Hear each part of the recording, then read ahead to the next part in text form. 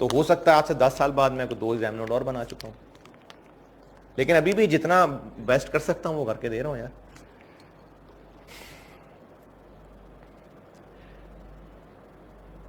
ये जो हमने एक्सपेंस बनाया कितने साल पे फैलाया उसको? वेस्टिंग पीरियड पे। 3 साल वेस्टिंग पीरियड था, 3 साल में हमने ये वेस्टिंग पीरियड पूरा कर दिया। हमने एक्सपेंस बना तो दिया, 3 साल में इसका एक्सपेंस पूरा बना दिया, और उन लोगों को ऑप्शंस भी मिल गई, शेयर ऑप्शंस उनको मिल गई, लेकिन उन लोगों ने शेयर ऑप्शन एक्सरसाइज ही नहीं की। उन लोगों को शेयर ऑप्शंस मिल गई यानी वो जीत गए, कंडीशंस पूरी कर गए, उनको हमने शेयर ऑप्शंस दे दी, लेकिन उन्होंने एक्सरसाइज ही नहीं की।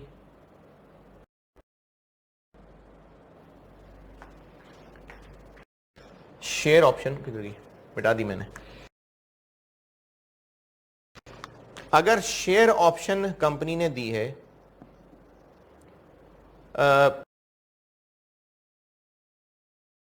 और उसकी एक्सरसाइज प्राइस रखी है 40 रुपए, क्या इंटरप्रिटेशन है इस 40 रुपए एक्सरसाइज प्राइस की?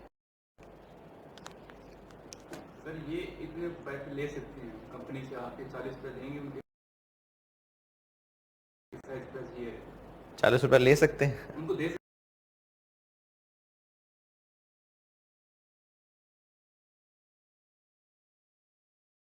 हैं सर। जिसको शेयर ऑप्शन दी है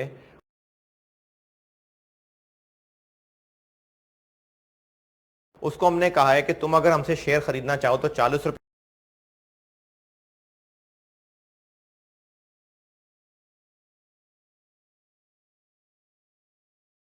देना, हम तुम्हें शेयर दे देंगे।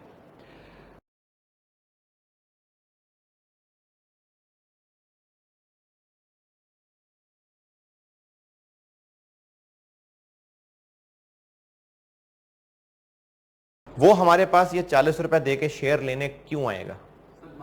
फायदा होगा तो आएगा ना। अगर मार्केट में ये शेयर 25-30 रुपए का बिक रहा है तो फिर हमसे वो 40 का खरीदने आएगा नहीं, लेकिन अगर मार्केट में 500 का बिक रहा है तो हमसे खरीदने आएगा ना, तो हमें नुकसान होगा।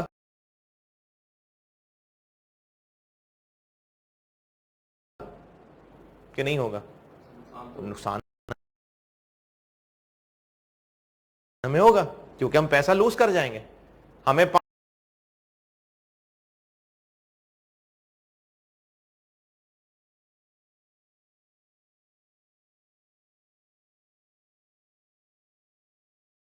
500 मिल सकता था, सिर्फ 40 रुपए देके हमें से वो शेयर देना पड़ेगा, तो नुकसान तो होगा। और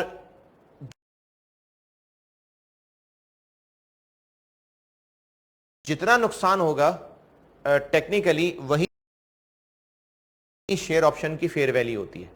यह भी थोड़ी देर बाद इतना नुकसान होना है ना, नुकसान कितना होना है? हमने कहा 40 रुपए देके हमसे शेयर खरीद लेना, मार्केट में वो 60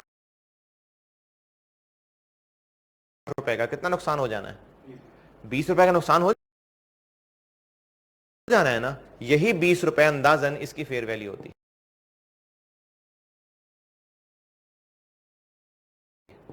और उसी 20 रुपए पे हमने अपना एक्सपेंस रिकॉर्ड किया हुआ है।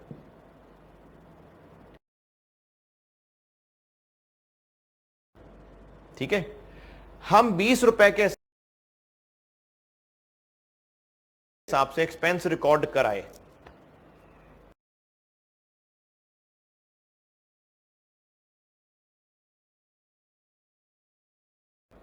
लेकिन अल्टीमेटली क्या हुआ कि वो ऑप्शन एक्सरसाइज करने आया ही नहीं,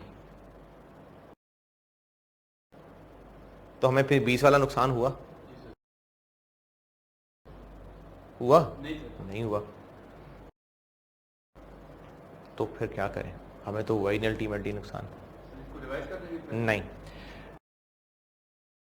आईएसए कहता है कि आपने सर्विसेज तो उस बेचारे से ली है ना, वो तो उसकी अपनी नसीब कि वो ऑप्शन एक्सरसाइज करने नहीं आ सका, मेहनत तो उसने की है ना, आपको उससे मेहनत ही चाहिए थी ना, वो मिल गई मेहनत। एक्सपेंस रिवर्स नहीं करना, एक्सपेंस रिवर्स नहीं करना, आपको सर्विस दी है उसने। तो जो हमने इक्विटी इंस्ट्रूमेंट्स दिए और अल्टीमेटली वो उनको एक्सरसाइज नहीं कर सका, यानी अल्टीमेटली हमें कोई नुकसान नहीं पहुंचा, फिर भी एक्सपेंस रिवर्स नहीं कर देना। हाँ, इक्विटी में एक अकाउंट क्रिएट किया हुआ था हमने, किस नाम से, तो वो वाली किस्सा तो खत्म हो गया। तो उस अकाउंट को पढ़े पढ़े क्या करेंगे, उसको हम ट्रांसफर कर देते हैं इधर उधर, रिटेन अर्निंग में ट्रांसफर कर देते हैं। वो अकाउंट नंबर के क्या करेंगे, जब किस्सा ही खत्म हो गया तो उसको छोड़ें, फिर इधर उधर ट्रांसफर करते हैं, रिटेन अर्निंग में कर दें, अदर रिजर्व में कर दें। सर वो अभी लेने नहीं आए, लेकिन आ तो सकते हैं। नहीं खत्म हो गया, टाइम खत्म हो गया, टाइम खत्म हो गया, जो टाइम दिया था वो टाइम खत्म हो गया। तो फिर ये खर्चा बच गया ना हमारा, तो फिर एक्सपेंस रिवर्स नहीं करना, जो हो गया एक्सपेंस वो हो गया। हाँ, इक्विटी इंस्ट्रूमेंट ग्रांटेड के नाम से एक हमारे लाइन आइटम आ रही है, पढ़ी रहने दें, पढ़ी रहने दें, आईएएस बुरा नहीं मना रहा, लेकिन कह रहा है ट्रांसफर करना है तो कर दो, रिटेन अर्निंग में करना है रिटेन अर्निंग में कर दो, जहां मर्जी कर दो, आईएएस की तरफ से कोई शर्त नहीं है, दिल करे तो कर दो, रिटेन अर्निंग में करना है रिटेन अर्निंग में कर दो, जनरल रिजर्व में करना है जनरल रिजर्व में कर दो। ये मैंने आपको पेज नंबर 6 पे ये जो एग्जाम नोट का डब्बा बनाया जो इतनी देर से डिस्कस कर रहा हूं, इसके नीचे लिखा हुआ है।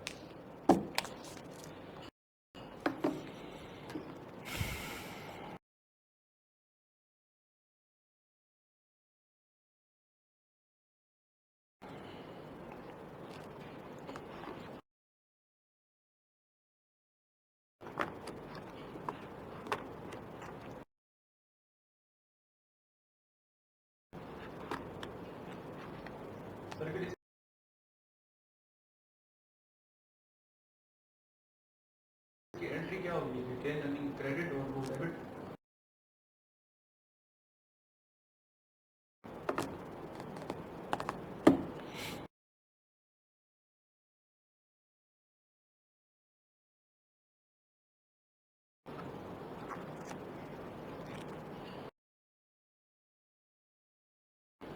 ठीक है जी। केस 2, केस 1 क्या था, हम पढ़ क्या रहे हैं, पढ़ा क्या रहा हूं मैं आपको पढ़ा रहा था कि अगर तो फेयर वैल्यू ऑफ गुड्स और सर्विसेज पे रिकॉर्डिंग होनी है तो उसमें मजीद डिस्कशन की जरूरत ही नहीं थी, स्ट्रेट फॉरवर्ड बात थी। लेकिन अगर रिकॉर्डिंग होनी है fair value of equity instruments granted पे, तो उसमें मजीद तफसील की जरूरत है। उसमें केस 1 बनाया था कि fair value of equity instrument granted find हो सकती है, तो ये सारी डिस्कशन उसकी थी। केस 2 के fair value of equity instrument granted नहीं निकल सकती, और ये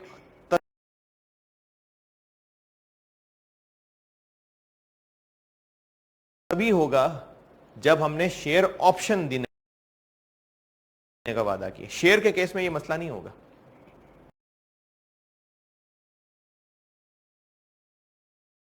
शेयर के केस में ये मसला नहीं होता, ये मसला होता है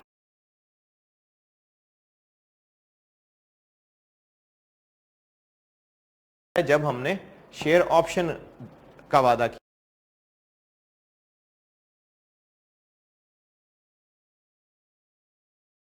किया हुआ। तो उसकी फेयर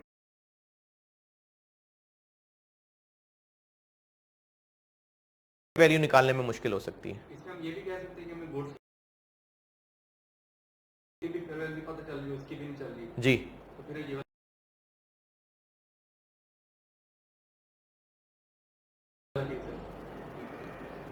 इसमें फिर आईएस ये कहता है कि आप एक फिगर कैलकुलेट करें, उसको कहते हैं इंट्रिंसिक वैल्यू, इंट्रिंसिक वैल्यू, और ये ऑप्शन ही के केस में होगा।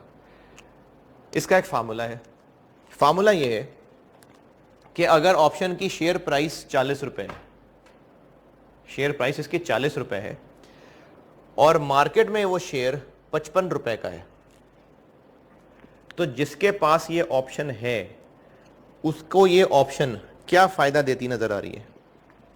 उस बंदे को कितना फायदा होगा? सर 15 रुपये कैसे? सर यहाँ से खरीदेगा, यहां से 40 का खरीदेगा और मार्केट में बेच लेगा। तो 15 का फायदा होता नजर आ रहा है ना।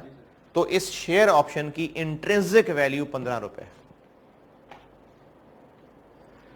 और अगर मार्केट में ये शेयर 37 रुपए का है तो उसको क्या फायदा होता नजर आ रहा है? कुछ भी नहीं। तो इसकी इंट्रिंसिक वैल्यू 0 है। ठीक है, तो केस 2 क्या हुआ? सर इंट्रिंसिक वैल्यू 0 क्यों ले रहे हैं, नेगेटिव क्यों नहीं ले रहे? नहीं, तो कोई वैल्यू नहीं है, 0, किसी काम का नहीं। आप इंट्रिंसिक वैल्यू समझ लें खुशी हो रही है, तो खुशी नहीं है तो नहीं है। केस 2 क्या पढ़ रहे हैं हम? कि सर इसकी फेयर वैल्यू रिलायबल मेजर नहीं हो सकती। टॉप प्रायोरिटी क्या थी? Fair value of goods and services पता होती, पता चल जाए तो फिर तो किस्सा ही खत्म हो गया, इसमें मजीद डिस्कशन की जरूरत ही नहीं चैप्टर में। लेकिन अगर goods and fair value services की फेयर वैल्यू नहीं पता तो फिर इक्विटी इंस्ट्रूमेंट ग्रांटेड की फेयर वैल्यू। केस 1 ये था कि फेयर वैल्यू पता चल सकती है। केस 2 ये है कि उसकी भी फेयर वैल्यू नहीं पता चल सकती, जो कि शेयर ऑप्शंस के केस में ही होगा। तो फिर आखिरी हल ये है कि उनकी इंट्रिंसिक वैल्यू पे वैल्यू कर लिया जाए। लेकिन इसमें पिछले से डिफरेंट 2 चीजें हैं। ये जो हमने यहां किया ना,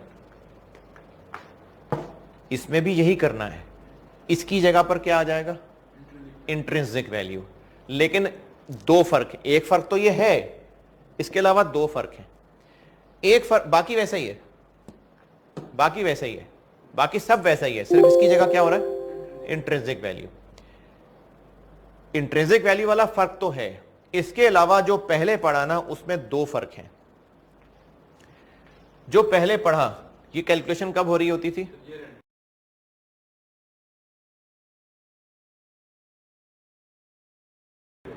और हर साल होती थी। ये वैल्यू हर साल अपडेट होती थी? नहीं, अब होगी। इंट्रिंसिक वैल्यू पे रिकॉर्ड होगा और हर साल ये इंट्रिंसिक वैल्यू अपडेट हुआ करेगी, और ईयर एंड पे, और जो कमी बेशी आएगी वो पीएनएल में जाएगी। एक ये फर्क है इसमें, ये सेम है, ये चीज और ये चीज सेम है। इसकी जगह इंट्रिंसिक वैल्यू आ गया और हर ईयर एंड पे वो अपडेट हुआ करेगा। और नेक्स्ट फर्क ये है कि जब वेस्टिंग कंडीशंस पूरी हो गई, शेयर ऑप्शंस उस बंदे को दे दी और उसने वो एक्सरसाइज नहीं की, तो भी पहले क्या बताया था? रिटेन अर्निंग ट्रांसफर कर जो सब किया था वो रिवर्स नहीं करते थे, अब वो रिवर्स करेंगे। पेज कहां पे हूं मैं? पेज 6 के एंड से, ये जहां केस 2 की हेडिंग है, इसके नीचे पॉइंट 1, अगले पेज पे पॉइंट 2, पॉइंट 3, ये पढ़ लें, 4 नहीं पढ़ना।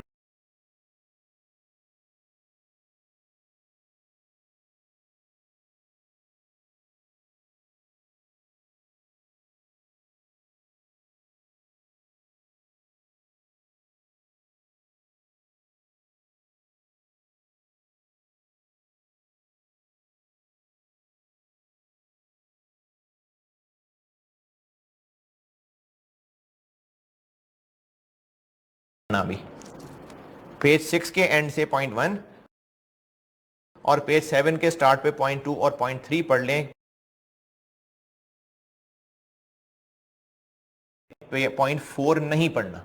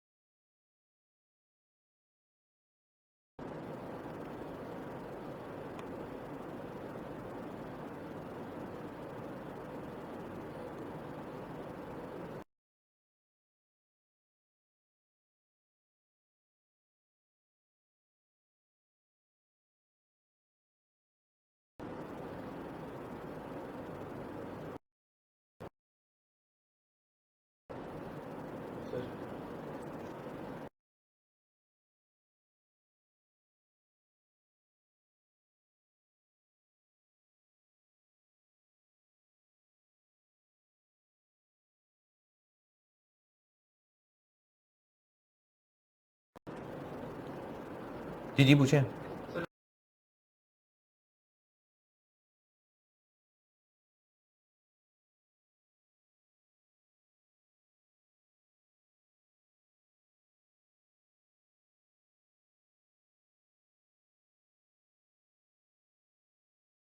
अब ये हमने हर साल अपडेट करनी है या सेटलमेंट के डेट पे भी अपडेट करनी है?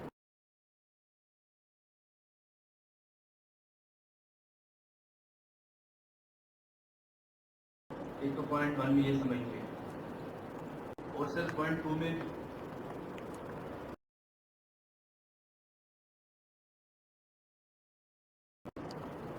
ये जो सेकंड लास्ट है,